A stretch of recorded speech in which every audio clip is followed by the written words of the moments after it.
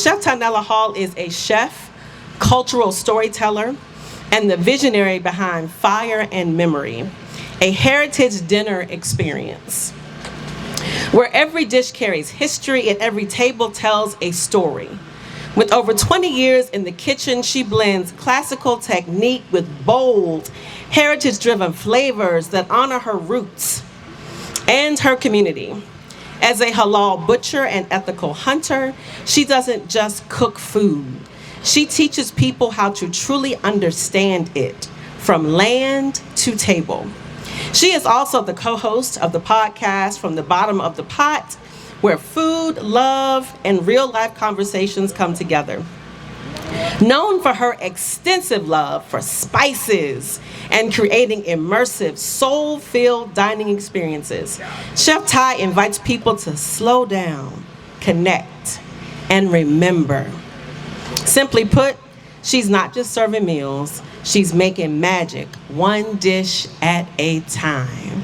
Y'all, let's show some love to Chef Ty Nella Hall. Come on, y'all, show her some love. Clap it up, clap it up, clap it up. And also Duron Chevis. Duron Chevis is a food justice activist and founder of Happily Natural Day. Chevis engages in coordinating innovative and dynamic initiatives around the topics of urban agriculture and local food systems.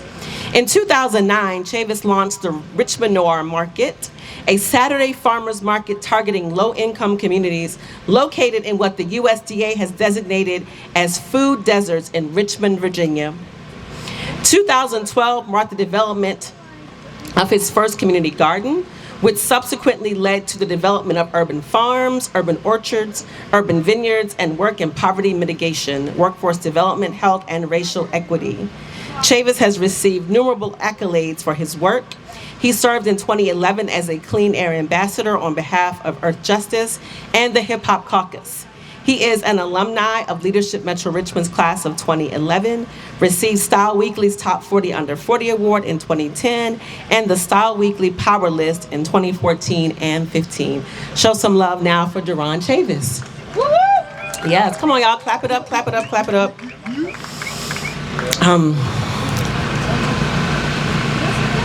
I just want everyone to really be in this moment as we begin this conversation.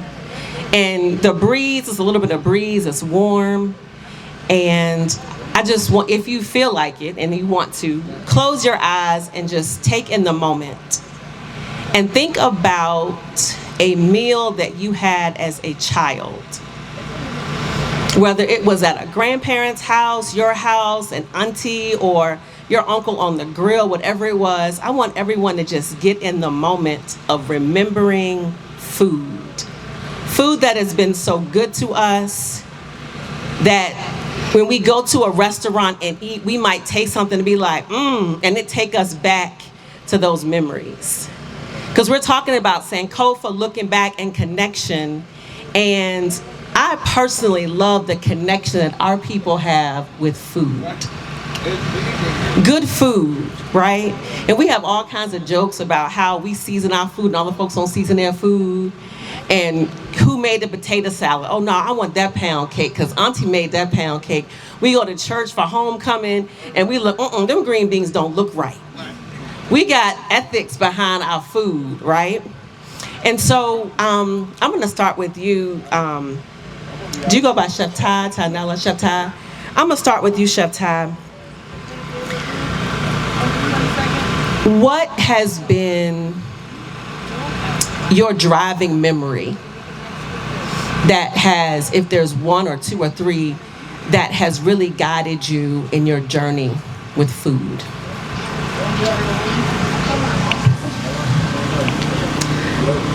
So my memories around food, I grew up in a speakeasy.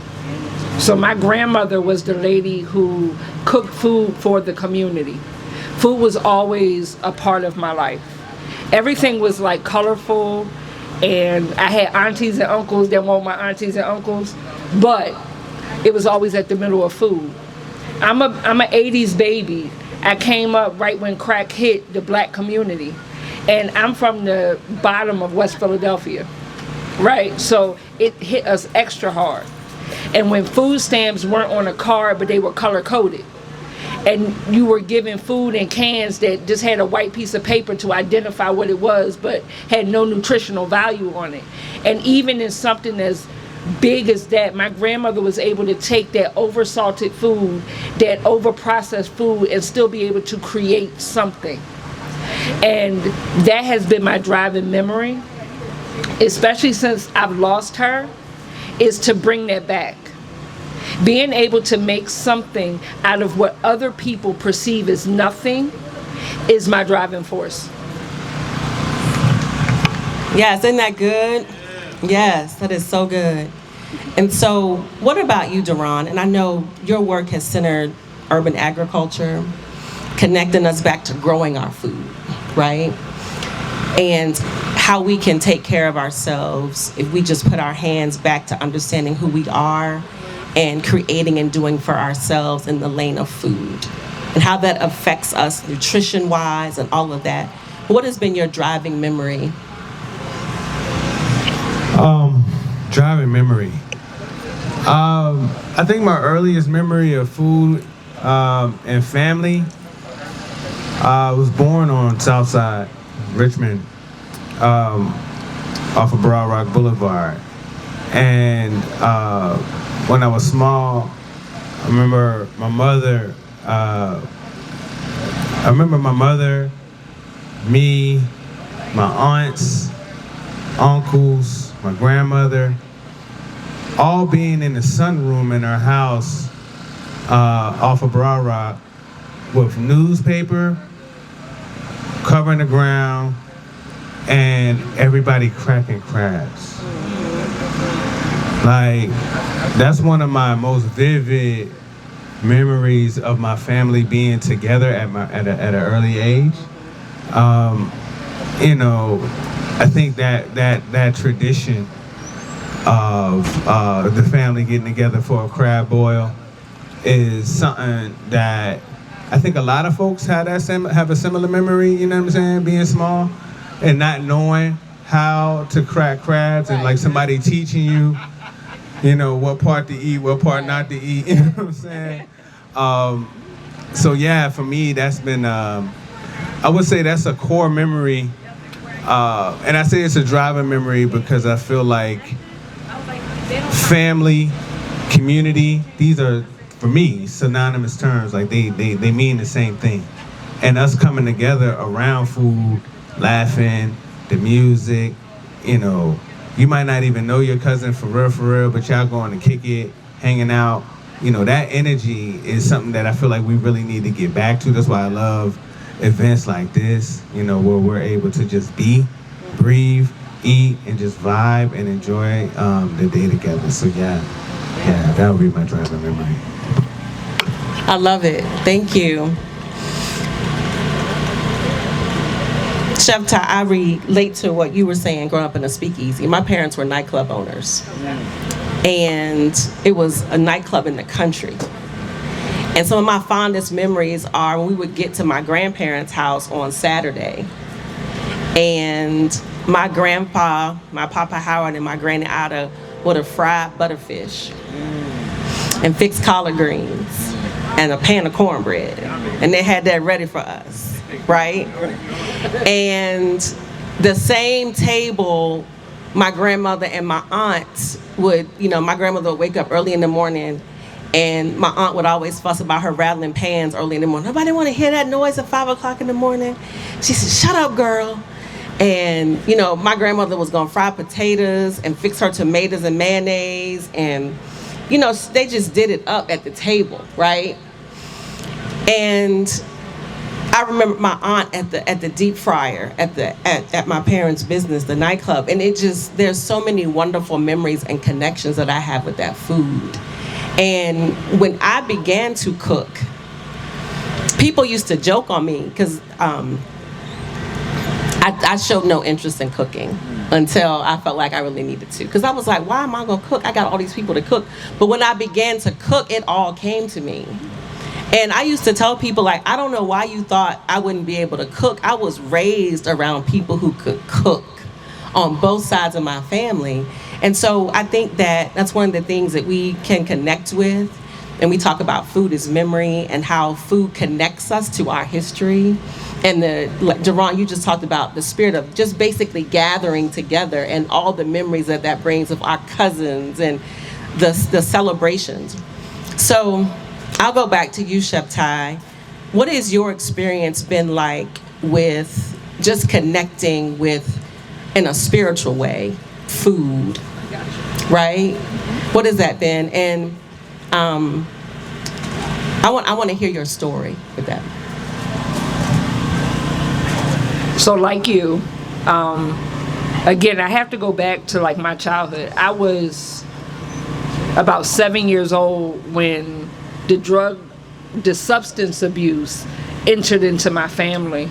And I went from having a childhood to now having to relinquish that and become that person who helped cook. So I ran away from cooking. I didn't want to. It wasn't that I couldn't, I didn't want to.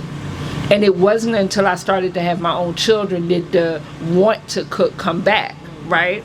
But when I found my voice was after I had my major accident where I didn't walk for 2 years.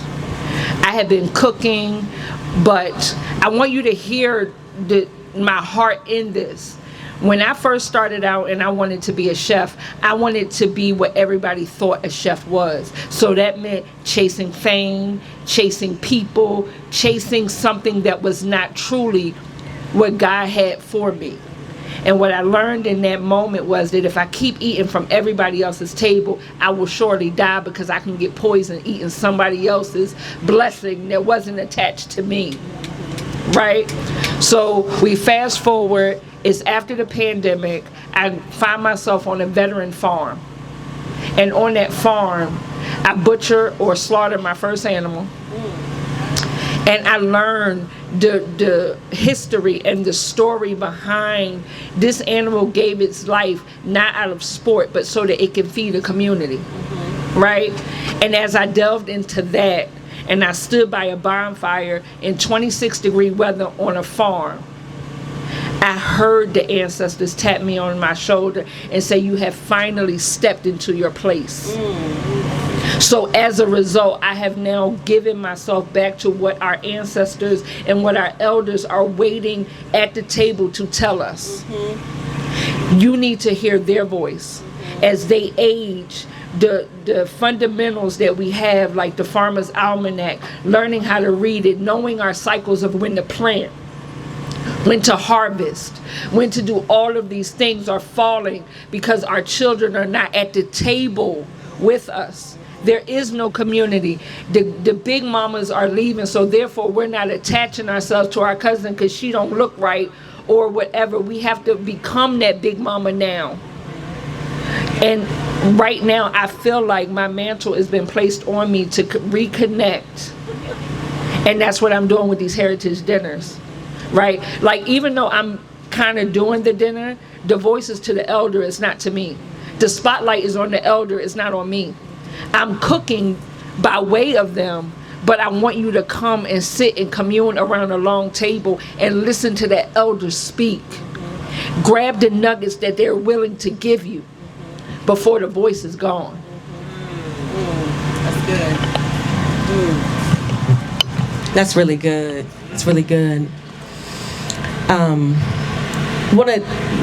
both sides of my family, my mom and my dad both grew up in rural areas. My mom, King and Queen County, Virginia, my dad, Brunswick County, and they met at Virginia State. And so agriculture is on both sides of my family. I don't know how to plant a garden from nothing, right? But I know that learning and bringing that part of myself that's a part of me into fruition is there. So Duron, I want you to talk about reconnecting us. Like Chef Ty, you just mentioned, slaughtering your first animal and that experience. We are agricultural people. We are people who understand the relationship with the earth, with nature, with animals, the responsibility that we have for stewardship. We understand those things inherently. And I think back to both of my parents trying to escape poverty, and all of their siblings, well, not all on my mom's side, but most of the siblings that they had were looking to get away from the country and from agricultural living because it was attached to poverty, right? And now we're seeing the need to really reclaim and reconnect with the basics of who we are and taking care of ourselves, our land. And so, Duron, if you could talk about food and how we connect to it, and just even in reference to some of the nutritional issues that we have in our community. How we're able to look back, keep the memory of food, but also move forward in a way that doesn't keep us enslaved to habits that are killing us. Yeah, that's a great question. So we're at the Sankofa Diaspora Festival. Sankofa means, look back, go back and fetch it. Look back to the past to bring the lessons that you've learned to your today. And the work that I get the honor and privilege of doing is just that, right? The agricultural tradition for Black people is rich, diverse, and it's a part of our DNA. Unfortunately, due to racial terrorism, due to the systems that we live in that have harmed us, explicitly in the South and in rural communities, many of us have been disconnected from the land, right? I hear you.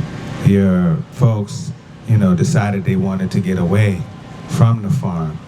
And it's not no fault of their own, because the systems that existed or exists in rural communities is one of racism, right-leaning, ultra-conservative.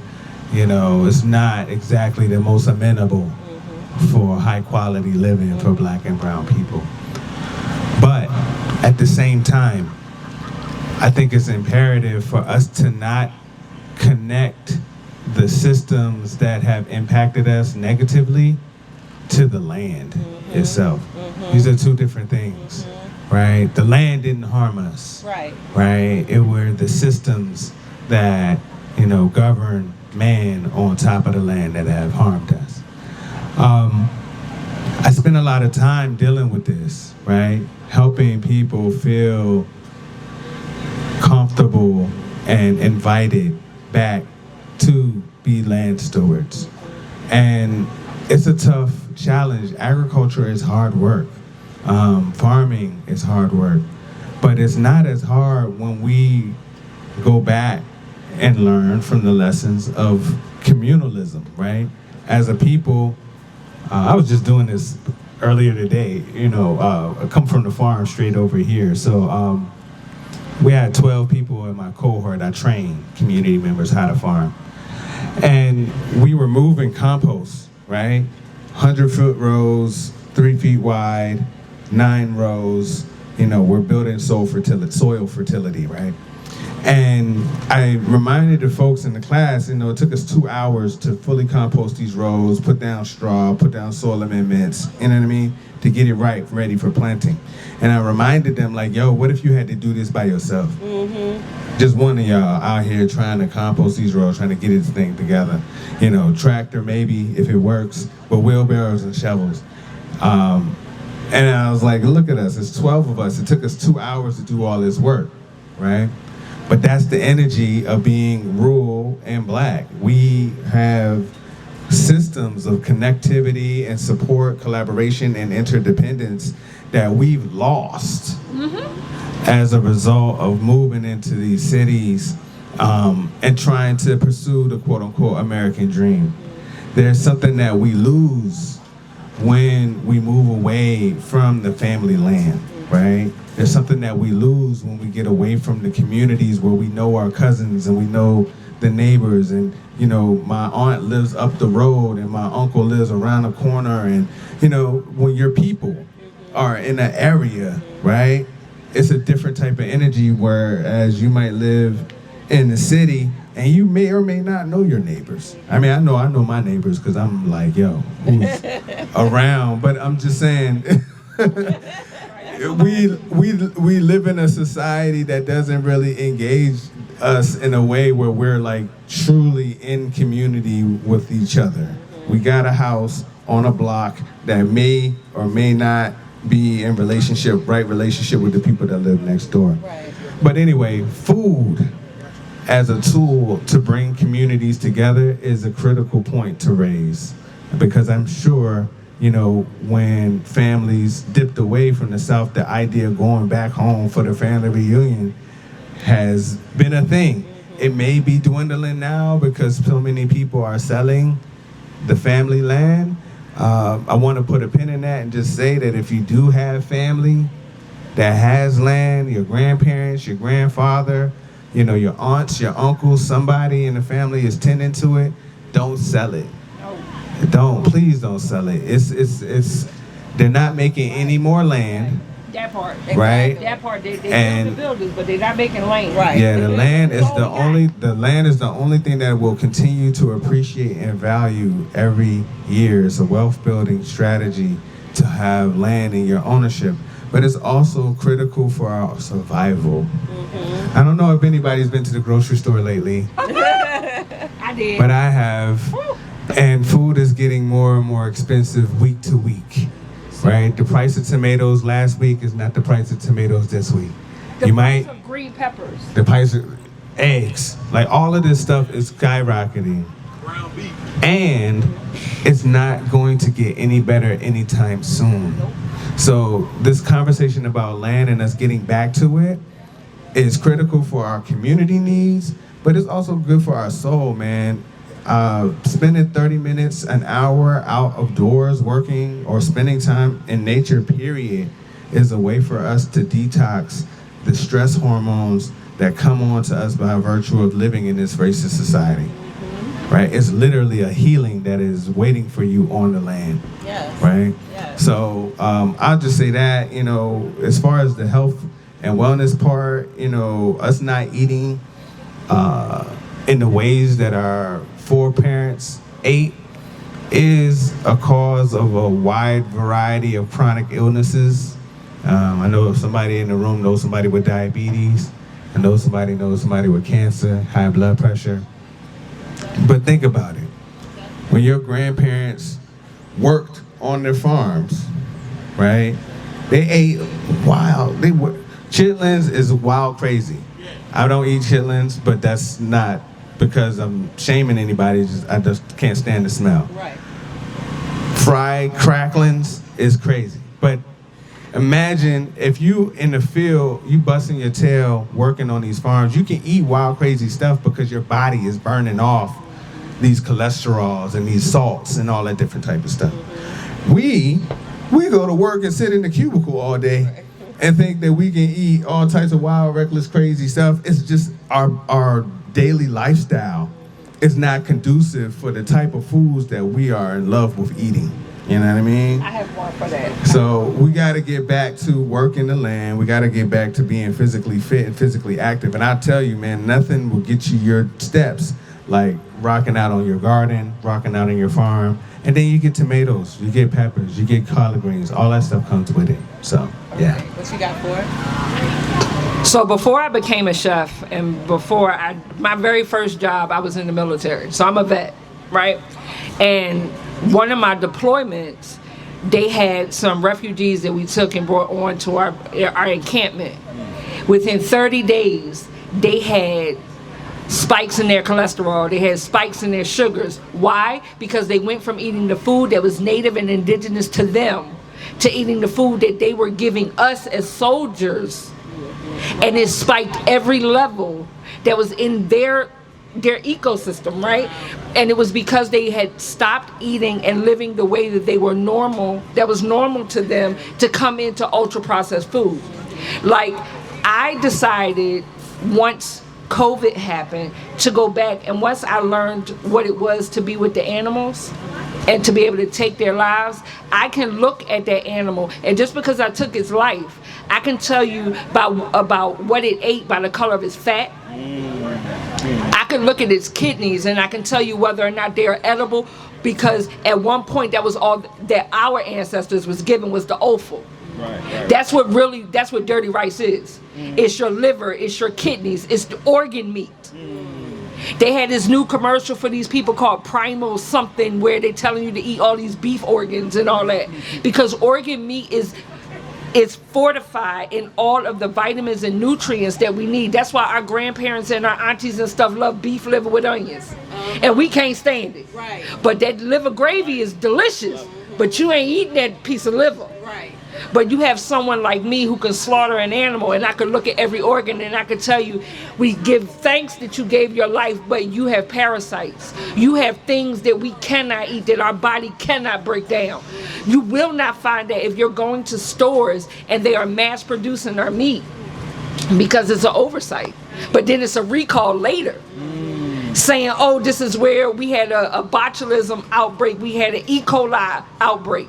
Now, going back to what Duron does, when he's doing at leveling land, the gradient of even this right here, if you had animal or livestock at the top where that house is, and then that gradient comes down, you can't plant within right there, because the feces from them animals is going to be the runoff that's going to come down. So therefore, that's where your E. coli comes from. That's why every time you turn around, the lettuce is being recalled, because they have no care of how they take over land and then mass produce so that they can mass distribute for us to eat. We as African Americans, you have people out here that I can see that have different ethnic backgrounds. If you go back to the spice profile of your DNA, you can heal yourself if you know how to use spices the right way. I have over 250 spices that I deal with in my home, in efforts to correct some of the craziness from eating just to be eating because you're hungry. Ooh, so good, so good. Thank y'all so much. I could talk to y'all all day long. We do have to wrap up. So starting with you, Duron, if you could tell folks where to find you, any events that you have upcoming, and then same thing for you, Chef Ty. Yeah, you can find me on the farm. So Sankofa Community Orchard is our primary farm. It's in Southside Richmond. It's a 6-acre urban agriculture, food justice, and climate resiliency demonstration. Every Saturday we do pop-up pay what you can market. Basically, whatever you got. Is it EBT, no dollars, some dollars, we got fresh veggies for you. You can also find us online at thenaturalfestival.com. Happily Natural Day, our annual festival. It's coming up August 29th, last Saturday in August. And then you can follow me on Instagram or any other social media. Just look up Duron Chevis, DURONCHAVIS. I hope to connect with you. We teach. I'm here to invite you. If you are looking to learn how to grow your own food, come holler at us. That's our mission, to try to get as many people back to growing their own food as possible. In the city, rurally, we have access to land. We're trying to make it so people can connect to the land that we have, and or take the land that they already have and turn it into something productive. Thank y'all. Y'all better clap for that. Y'all can get y'all some dang on vegetables. You know how much they cost? Shoot, green peppers in the store is $1.54 a piece. It's real, man. I don't think people understand. It's crazy. Okay, Saturday, and actually he was kind of cute with it. It's Saturday from 12 to 2. You get there at 2:20, you ain't gonna have nothing, okay? Because they're gonna be gone. All right. And if you notice, right, there is no competition. This is collaboration, right? This is what we're supposed to do. I'm gonna big up anything and everything that he has going, and if I have something and he knows, he would do the same for me, because this is what we're supposed to do. Right? Okay, so for me, I have just started this series of Fire and Memory. It's a heritage dinner series, and we are doing the first 6 chapters tomorrow. It's sold out. I put it up 2 weeks ago. Didn't really do no whole lot of advertising, but because I know that I'm operating in the space that I'm supposed to, it's sold out. I am doing it with Dr. Lenny Sorensen. If you do not know who that is, she is a Virginia historian. She is an 84-year-old woman who has dedicated her life to teaching American foodways from the 1800s.